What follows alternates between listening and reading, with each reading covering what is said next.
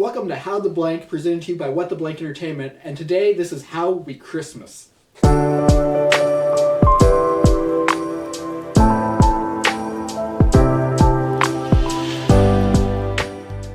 I'm Braxton. I'm Jackson. I'm Brandon. And this is How the Blank. So on today's Christmas special, we wanted to bring you something really unique, something spectacular and gifting, and that gift is us. Yes. You can find it on some audio-only podcasts, but for you here watching visually, this is going to be our internet talk show. Yeah. We just kind of wanted to go over different Christmas stuff we like to do some little questions, and kind of get to know us. And we wanted to start with kind of some of our Christmas traditions, fun Christmas stories, and just wanted to hang out with you guys. Yeah. So, yeah. Who wants to start with any Christmas stories or anything? That was cheery. What?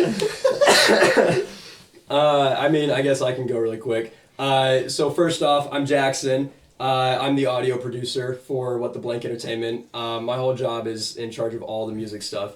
And I've been interested in music since I was a little kid, but since I was about 14 or 15, I've always been getting audio stuff for Christmas and for my birthdays and everything like that. And I've been super interested in just having everything to do with Christmas and music. But when I was younger, my parents got me a lizard. I didn't ask for a lizard for Christmas. I didn't know what they were getting me this one year. I was 8 years old when I got him. Like an actual lizard. Like an actual lizard, yeah, a leopard gecko. Yeah, a leopard gecko lizard. Okay. Yeah, so they got me a little lizard, and I walked up to the Christmas area that we were doing at the family room. I walked in, and there's this weird glass cage, and I was like, what the heck is this? I was like so confused, like, why is there just a glass cage? I didn't know anything what was going on with it, and there were a couple other things on my side of it, because the way my family does Christmas is we would have stockings on the couches and the chairs, and we would have all of our presents in a group on the chairs or the couches, so we would know whose stuff it is. And my family had it to where when I was a kid, I had Tigger from Winnie the Pooh. Oh, okay. I had the tiger on there, and that was my character for Christmas since I was a kid, and I had that up until I was 15. And so every time I was able to find my stuff, we would have the big pile of all our stuff, whether it was a lot of stuff or a little bit of stuff, whatever the circumstances was at the time. But when I was 8 years old at this time, walked upstairs, and there was this glass cage, and there was nothing in it except for a bunch of dirt on the ground and a tiny little rock wall in the background. And I was like, oh, that's cool. I don't know what this is. And my parents walk in, and they're like, oh, Jackson, did you see your little buddy in there? I'm like, I don't see anything, because there was this little log that was sitting on the dirt, and there was nothing in there. And I looked around for a little bit, and I opened this little glass cage, and I stuck my hand in, and this little tiny thing bit my hand. I was like, what the heck is that? It freaked me out.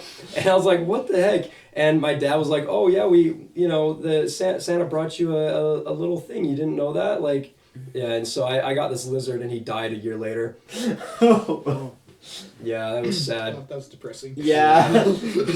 So, actually, on light of that, so I'm a member of the Church of Jesus Christ of Latter-day Saints, and so I served a 2-year proselyting mission, and so the members of the church really like to spoil the missionaries and just get them stuff. So we went over to a family's house, and they all went to the dollar store and got us all these cheap things that we will never use, Okay. but it was the thought that counts. And so we were driving back to our apartment to drop off the stuff, and then we were gonna go and meet with another family that we had, and we were driving.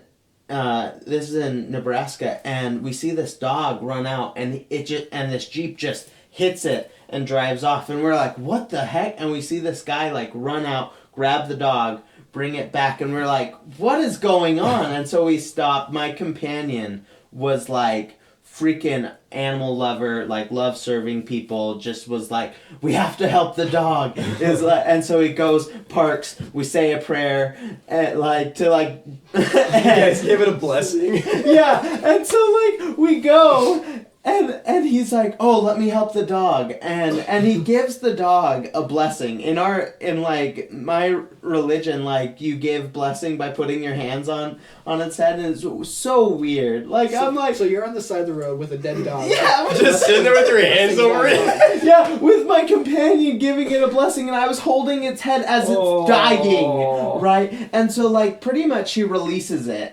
from this earth, right? Like he's like, you can go in peace if you need to, right? And the dog just dies in my freaking arms on Christmas Eve. That's sad. Yeah, it was so sad. But the funny thing is, I thought you started this story with "in light of that." No, like meaning it's the same like energy. Oh my gosh, See, dude. I thought I was going to feel good at the end of this. Well, what was nice is like the family was really like grieving, but we were able to like kind of comfort them and help them out later, and we did like service projects with them. Was the family watching you give this dog a blessing? Yeah, like So they're just there on the side of the road. like at their house, like because we brought it all the way to their house, right? And we got to like teach the family later, right? And they really loved our message and stuff, but it was the weirdest like Christmas experience I've ever had. Oh man. It was just like, okay, so a dog died in my arms tonight on Christmas Eve. Holy cow. Yeah. That's a sad Christmas Eve for that family. I know. Oh man. It was so bad. But like we were able to comfort them, which was good, but it was like, yeah, dog died. But like I have good Christmas stories too, but like that was just kind of like a memorable one. Do you have any memorable Christmas stories, Brandon? Well, I've never had to spend a Christmas with an animal or with death, so I feel like that leaves me out of this box. Typically, like when I think of Christmas, I think of people getting a puppy for Christmas, not being relieved of Not their dead killing a dog. puppy. Yeah. Yeah. Oh dude. Yeah, but I was more just like keeping with the theme of the animal, but Oh man. I mean, if we're keeping with themes, my family had a dog. Her name was Tisha. A long time ago, and she lived to be about 17 or 18 years old. Whoa. Old dog, and she was a really beautiful, small American Eskimo dog. So she was almost pure white with a couple of brown spots on her here and there, and she was amazing. She was one of our best friends that I've ever had growing up, and I was with her. Like she was with our family ever since I was born, all the way up until I was about 17-ish. I think she was about 17 years old. Because we had her like literally right before I was born, and then she died when I was 17. So yeah, but when that happened, it was actually a really sad experience because it was right around Christmas time when it happened. Wow. Yeah, it wasn't like actually like during Christmas, but it was around that season, and so everyone was getting like ready for Christmas. It was after Thanksgiving, but before Christmas, so it was, you get the idea where we're at. Yeah. But I remember she was getting so sick and old at the end of her life. She couldn't see. She was blind. And she couldn't hear. She was like totally deaf and everything. So anytime you had to like try to get her attention, you had to like clap like right in front of her face and like Tisha, like tell her. Sorry, my voice is like cracked. Like it's like gone, by the way. But anyway, and so I remember one morning we were getting ready for church because it was a Sunday and we're getting ready for church, and we're starting to drive, and we were in Missouri at the time, and so our drive to church was like an hour almost. Because we had another church that was closer, but in the Mormon church they have these things called stakes. Yeah. You know that, and Yeah. and so with the stakes and everything, you're split up into different areas, and so our stake at the time we were an hour away, which was stupid. But so we had to drive to Trenton, Missouri, which is an hour away from where we lived, and it's on a completely dirt road for half the drive, and you're in the middle of nowhere where we used to live, and we were getting ready for church, and we were driving. And about 5-10 minutes down the road, my mom, she looks out the window on the side of the road, and she sees like this white furry thing laying on the side of the road. And my dad's driving up to it, and we're like, "Oh, what's that? Is that like a white fox or something?" Like, yeah, there's gonna be a white fox in Missouri, but you get the idea. But like, so like we're driving up to it. And I think immediately when we saw kind of what it was, we were all just like, were hit with that feeling. We were like, oh, that's our dog. So And she just like ran away. because that's what animals do when they know. I remember this dog. 'Cause, like, Yeah, you were. Yeah, she was around when you were She coming was. to hang out. Yeah, she was, and that was when you guys were on like that huge 20-acre farm. 120 acre property. We had a huge property that we used to go camping, motorcycling on, and fishing and everything. She free roamed everywhere. She was everywhere with us, and then we had another dog. But so Tisha, she died that night or that morning sometime, and she was just laying in the side of the road because I think she meant to go find somewhere to hide to die, because that's how animals like to pass away. They don't like to pass away in front of everyone that their family they love. yeah, and so they go hide away, and so I think that's what she was doing. She just didn't know where she was, and so we took her back home. We didn't go to church that day, and we took her back home, and we were digging a grave for her under this tree that was just outside of her house, and we buried, I think, six of our pets there. Oh wow! Five or six pets were buried under that tree within the 8 or 10 years that I lived on that ranch. Yeah, a lot of animals died on that property. Yeah, but it wasn't our fault. We weren't like terrible animal owners. It was just the circumstances of living on a ranch. Things you lived happened. there for 17 years, right? I didn't live on the ranch for 17 years. I only lived there for 10 years. But yeah, we lived there for long enough that we had a lot of animals that were always coming and going. And yeah, it was a sad morning. We were all hit with that feeling because it was a family member. Yeah. And she was gone. And it was like a weird part of our like lives just kind of like disappeared that day. And it was a really strange feeling to know that like your best friend for a long time just disappeared. Yeah. Well, what's crazy, like, sorry, like, I know this is also just, like, more sadness, but, like, this is depressing. Merry Christmas.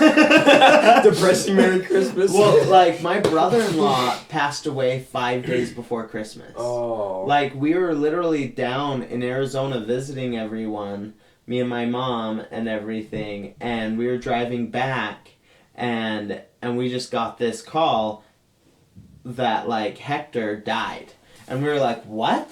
Wow. What happened? Right? And this is like 5 days before Christmas and everything. And we were like, well, I guess we're going down for Christmas, because we weren't going to.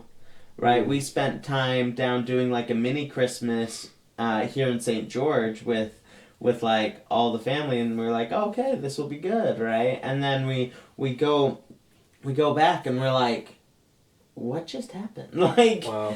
We were driving and we get this call, so like we're like, well, I guess we are coming for Christmas. But it was the weirdest Christmas, because like it was 2020, right? Not a lot of people had money, not a lot of people had like a lot of stuff, so like I think that was the only Christmas I got nothing for Christmas. And usually my family gets me one thing or something like that. And no, I did get one thing. I got this sweater that didn't fit my dad. And he was like, here you go. This is yours. Right? And it was like a Santa sweater. But then because I'll make this happy in the end, like, because my brother-in-law passed away, like, there was people who donated like over 200 presents to my nephews.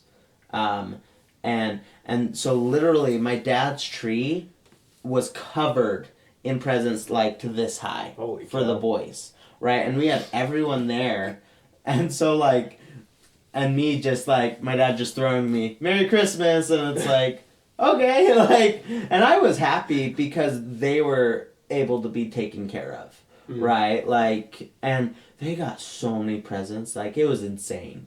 Like, I was like, wow, people are really generous. Like, and it was great to see that.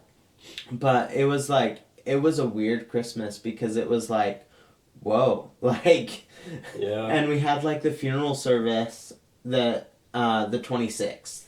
So it was like, Christmas, and funeral. Like, yeah, that's sad though. Yeah, but I was really grateful for everyone who gave, because they want, like, even though, like, with 2020 no one really had a lot of money, to be Oh, yeah. honest, like, It was a even tough time. even the people that worked a ton, Mm-hmm. but they gave so much, which was like the number one thing that I think is great about Christmas. It doesn't matter what you have, it's really what you can give and what you can accept, right? Yeah. That's what's really important about Christmas for me. That's honestly the good thing about Christmas is the time for giving, because you're showing your gratitude and you're giving things to people that you appreciate, whether it's just some random person that lives kind of a couple doors down from you or whatever that you don't really know too well. It's a good time to go give them a little thing and say, hey, I live down the street, blah blah blah, if you need anything, we're here for you, and Merry Christmas. And that's my wife is actually really good at doing stuff like that. I hate talking to new people. I hate it. I hate being in big crowds. I hate talking to new random people. It's not my thing.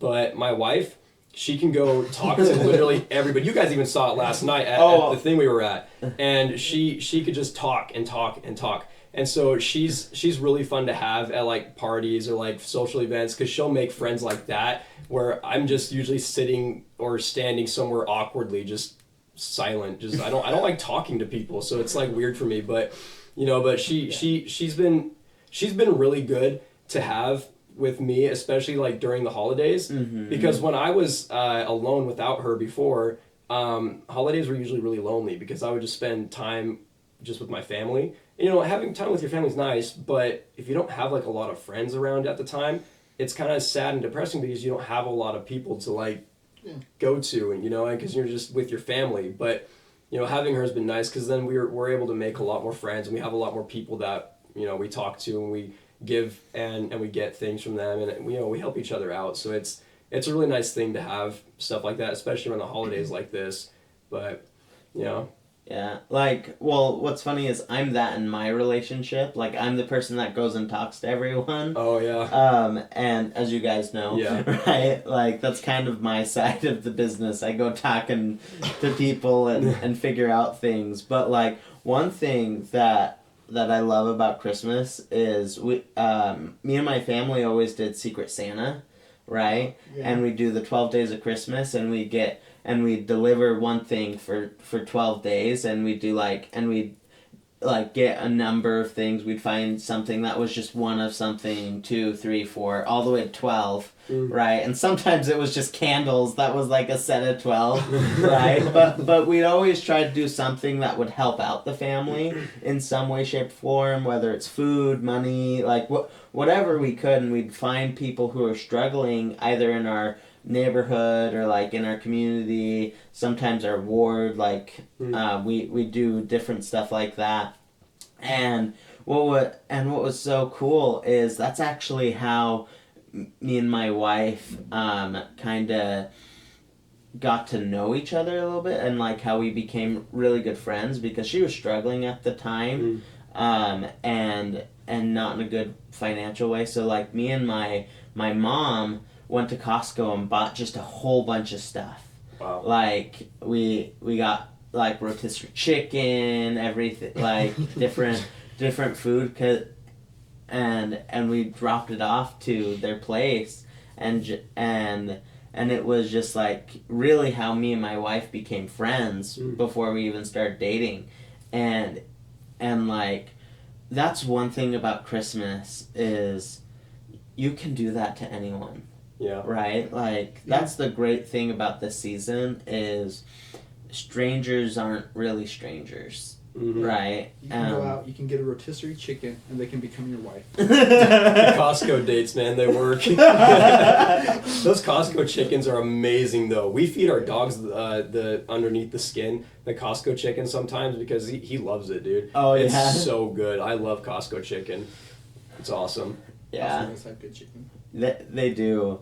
But yeah, so those are kind of like my family like things, is we do like 12 days of Christmas. Did you guys ever do like Christmas pajamas? Yeah, dude. So my family, when I was growing up, my grandma on my dad's side, she would always buy us, actually we would alternate every year, so it'd be mom's side and then dad's side, but Yeah, it would always be one of the grandparents would buy jammies. I say jammies, but you know. Oh, pajamas, yeah. But you know, we they would always buy us jammies or pajamas, and we would wear those. This was only when I was a kid, though. I don't wear pajamas to bed because it's stupid. But but like, you know, for pictures and everything, so the family gets pictures, and we would wear pajamas to bed, and then we would have them in the morning so we can get pictures with all the pajamas and our presents and whatever, and it's a fun little thing. But yeah, we would do that. Did you ever do anything like that? No. No. No. What were your family traditions for Christmas? Well, the thing was, we didn't have any traditions in my house. Oh, really? Like the tree got set up like after the start of December, and then like slowly like gifts would be starting to pile it under, like over time. And my mom was super paranoid because like there's things on the news all the time of people breaking in and stealing presents. So she was hyper paranoid. So really the presents would stay in the closet until the night of Christmas. Huh. And then like hang up the stockings with stuff in it, and like presents magically appeared under the tree. Because I guess, you know, it doesn't matter if they get stolen on Christmas, right? And then the next morning, wake up and like everybody like sits in a big circle and takes turns, and like everybody gets to like watch people open gifts for like what you got. And like that was very standard like Christmas, and then the rest of the day you just kind of did whatever like you do on a normal day. Yeah. No, see, what's funny is like we'd have Santa's helper, right, pass out all the gifts. So like we'd have all the gifts underneath the tree, and then I was always Santa's helper because I'm the youngest and I could like fit underneath the tree and stuff. And even like when I used to crawl into the tree all the time even too. Even when I got bigger, I just kept being Santa's helper. Hence why I have the hat. Like literally, my brother bought me this hat because he's like, well, Santa's helper needs a hat. Nice. Right? And so like I've had this hat since I was 15. Wow. Like. Your hands stayed that big that long? Yes. Oh my god. But, is this an elf thing? Yeah. That's why it says dreaded elf. Yep. Because I'm quite dreaded. No, but the thing was, like, that was so much fun for me because, like, I felt like I was actually giving those gifts in a way, right? Because, like, I felt like I was actually helping, right? Because, like, that's kind of my biggest thing in life. If I'm not helping someone, I don't feel fulfilled, really. Okay. It's not fun, you know? That's true. Like, one of my favorite things about Christmas wasn't really like getting the presents, is being able to watch everybody react to the presents you got them. Yeah. That was always my favorite part. Well, yeah, because, like, it's not really, like, receiving is great because we receive gifts, right? And it makes us feel good because we're thought of, right? Mm-hmm. And it's not necessarily the gift, it's the thought of Christmas, you know, the thought that you care. That you can get a gift, whether you're religious or not. Like, receiving a gift is huge. Yeah. Because the person's thinking of you. They're really understanding. They're trying to understand what you want. Yeah. Right. And I hate some kids nowadays because they're like, "What, socks? What, underwear?" Like, I get a PS5. Like, that's one thing that's fun is like getting in the spirit of Christmas, right? Of really giving and understanding people and making sure that they feel heard too. Yeah. I think is a number one thing in Christmas because a lot of people just feel like they're not loved, and it's because this world is kind of crazy. It's really rough. Yeah. But Christmas kind of brings out everyone's like happy, like helpful ways, you know? Yeah. And that's what I love about Christmas. Yeah, I agree. Yeah. Some traditions that my family would do is, and we still do these things, but my family on Christmas Eve, we would always have a big candlelight dinner that we would have set up, and it was like a really fancy like dinner. My mom would like literally just stay at the house and just make food for hours throughout the day. That's what she did because that's what she wanted to do. She would just make food for everybody. And the rest of my family would just go out and go sledding, or we would go have fun or whatever. And I don't really know what my dad did most of the time because on our ranch we had so much space that us kids, we could just go run off into the woods of our property and just literally not come back for the rest of the day, and they don't even care because they know we're just out there. But like, and you had those like divots that go down. We used to sled we down had those onto the huge ice. things that we just go right down onto the right down the ice, dude. Remember when the snow would pack so tightly it just turns into ice? Yeah. You can just grab one of those tubes or those sleds and just go flying down the hill. That was fun. And then they had we had this big campground that we used to host big camping events for all the scouting events and like all of the fun church activities and everything that we used to do. And we had a big camping area that Brandon and I used to go do like survival man stuff, and like we used to go out there and like pretend like we're surviving or whatever, and like whatever it was, and we would like go walking through like the rivers and like get like hypothermia and like almost die out there because we're just trying to survive. We'd only be out there for like 4 hours, but it was still like it was still fun. Like those were fun memories, and then we always did that stuff like during the winter time because it was fun to do that. We tried to build that shelter one time right next to the river, and then I fell into the river and got my legs all soaked. Yeah. Do you remember that? Yeah, when we were sledding down and then it just popped right through. Yeah, I remember that. Dude, that was so funny. Gosh. We just wanted to try a new spot, and then the first time we did, it just went straight into the water. Broke right through the ice. I thought we were going to slide on the ice, but we broke right through it.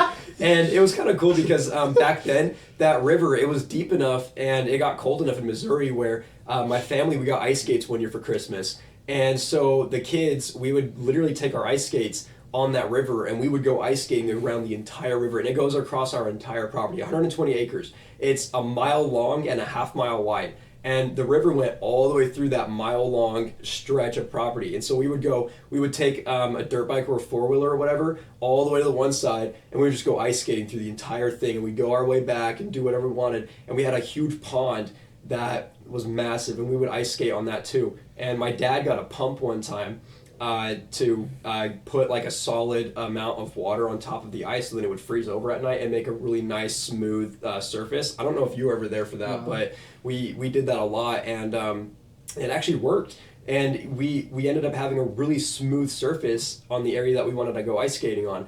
But I didn't like skating in the area because it was too small. The area was just too small for me because I wanted to just blast my way through the ice and just go as fast as I could. And so I would usually just go on the entire pond, and it was massive. And it was so fun to do stuff like that. But that's like some memories that I had, and that was traditions that my family ended up doing after we started getting more things and more things. We would start like picking up more things that we started doing every year. And then, you know, after I moved away, obviously I wasn't able to do those things with them. And I ended up having Christmas Eve alone one year when I was 18 because I moved out to Orem, and I spent Christmas Eve alone that year because I actually had to work at a piano shop because that's what I did when I was 18. I worked at a piano shop and repaired pianos and built piano parts at a place called Brigham Larson Pianos in Orem, Utah. Okay. And yeah, I've been there. Yeah, you've been there? Okay, yeah. So you know, they moved locations recently. Yeah. But so I used to work there as their technician, and I had to work a lot. And I was working, and I stayed home on Christmas Eve in this college dorm with all these kids that half of them ended up leaving to go with family, and I had to stay, and because my family was still in Missouri at the time, and I was in Utah, and my grandparents and all my cousins were up north in Salt Lake City at the time, but I didn't want to go up right then, so I waited until Christmas Day. But it was just kind of sad to like sit in my apartment and eat ramen and just sit there and watch a TV show during that time because I was like, man, my family's like having all this fun and like they're doing the Christmas video and everything. Oh, that's another thing we used to do. We used to do Christmas video for our family, where we would, all of us, like all the family members across our entire mom's side of the family, we would send pictures and videos throughout the year to my aunt, and she would edit this video, like a big slideshow with all the videos and pictures of all of our families, and she would make a big slideshow for all of us, and we would sit there after our dinner, and we would watch the slideshow And it was fun because they put music to it, and it was a fun time because we were able to see like how everybody's how all of our family's lives were going for the year, and it was a good time to like actually see like things because I don't keep up with my family very well, like especially like cousins and aunts and uncles. I don't really like talk to them very often, so I don't know what's going on with their lives, and I don't keep up on Facebook or Instagram really, and so I'm not always like into everyone else's lives, and so it was nice to be able to see like how everyone else's life was going, and as we got older, it was fun to see like how everyone was like doing in their lives and like changing, and like all of us were growing up and everything. But yeah, that year was sad because I never got the video, and I didn't have any Christmas movies that I wanted to watch, and we would always watch a Christmas movie after we would watch the video, and it would always be the Christmas Story. We would always watch the Christmas Story, and that was like the one tradition that we would do. We would watch the Christmas Story before bed, and then we'd go to bed at like 11, and then my parents would stay up, and they would obviously do the thing parents do when kids go to bed on Christmas Eve. They would, well, there's a couple things, but I'm referring to putting the Christmas presents out for the kids, and so that's what they did at like 12 or 1. And my one tradition that we ended up doing with the kids, my parents didn't know about this usually until we were a little older, but the kids, we would end up sneaking out of our rooms when my parents were done putting the presents down, and this was usually around like 3 or 4 in the morning before they were able to wake up. My parents hated waking up before 6 on Christmas because we would always wake them up at like 6 in the morning, and they would get so mad. They're just so tired, like walking in like, oh, I don't want to do this today, and we're just like, yeah, we got presents. But anyway, so yeah, exactly. But like I would always like wake up my sisters in their room. I'd wake up my brother, like, we're gonna go see what we got for Christmas. And so I would wake him up, and we would go like look on the stairs, and like I'd go creep my way down the stairs to the family room, and I would like go check out like what everyone got and everything. And it was like a fun little like activity, like a fun little like sneaky thing. Like we were like trying to be like spies, like looking around the room to see what we got. Would you like unwrap it slightly and then like look? And I did that one time. I did that one time, but I never really did that. And my parents actually didn't wrap presents that much. Oh, that's really? why I only had to do it one time, because my parents only wrapped presents one time. Because they found out we were sneaking down to check out the presents before, and so they wrapped it the next year. But then after that, we were already old enough that it didn't really matter. Yeah. And so, but yeah, they never wrapped our presents when we were younger because they just had everything out. Yeah. Really? Yeah, and I remember one year. Interesting. Yeah, one year, and the one year that they wrapped everything, I got a drum set for Christmas.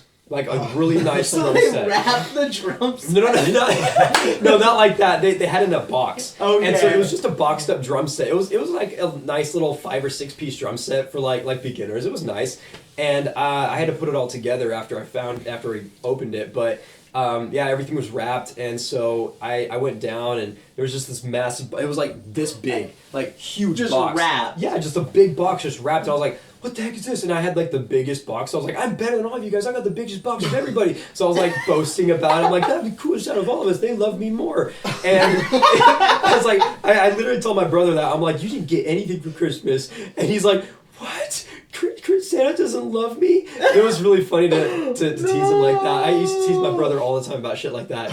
But it was really funny, and so we ended up unwrapping our presents, and there was this big box that had a drum set on it. I was super excited. I got a drum set. I annoyed the hell out of my parents for the entire year after that, because I would just be upstairs in my room just banging on that drum every single day. Santa loves me. Yeah, literally, dude. I was sitting there just smashing that drum to pieces. And I had my friend play it one time, and he broke the freaking snare head. No. He hit it so hard one time, and it cracked through the snare drum, and it ripped it open.